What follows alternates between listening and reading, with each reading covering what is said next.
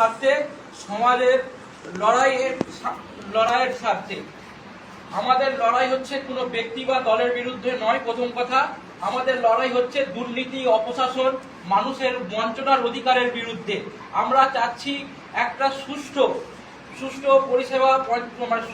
পরিষেবামূলক panchayat system চালু হোক এবং যেখানে মানুষের কথা শোনা হবে, মানুষের কথার উত্তর দেওয়া হবে এবং সাথে মানুষের যে প্রাপ্য অধিকার, সে প্রাপ্য অধিকারটাকে বুঝিয়ে দেওয়া হবে। আর দ্বিতীয় কথা হচ্ছে, অঞ্চলের নাম হচ্ছে ঘোড়াবেড়িয়া জীবিচিন্তান অঞ্চল। তাই যদি হয় তাহলে ঘোড়াবেড়িয়া জীবিচিন্তান অঞ্চল নাম হলে অঞ্চলটা চিন্তানে অবস্থিত কেন? ঘোড়াবেড়িয়া, বেড়াল, হাটগাছা সমগ্র যে গ্রামগুলো আছে, সমগ্র গ্রামের মিডিলে অবস্থানটা হচ্ছে না কেন? এখানে শুধুমাত্র চিন্তানের মানুষকে প্রাধান্য দেওয়া হচ্ছে কেন?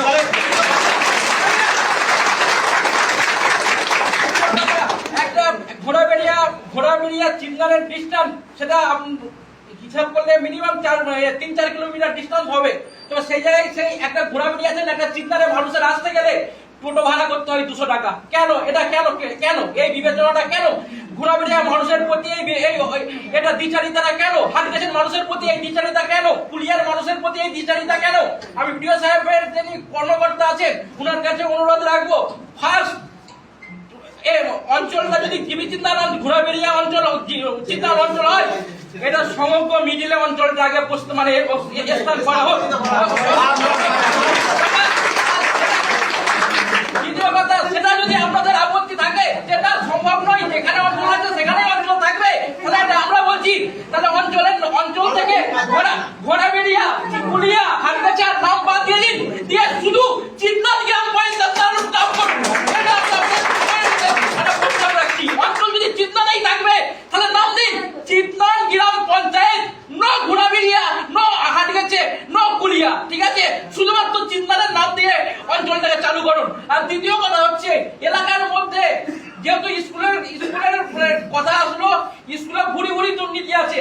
স্কুলের অবস্থাগুলো এখন আমার মনে হয় 15 বছরে একবারও ডিএমএস পর্যবেক্ষণ করেছে কিনা সন্দেহ আছে।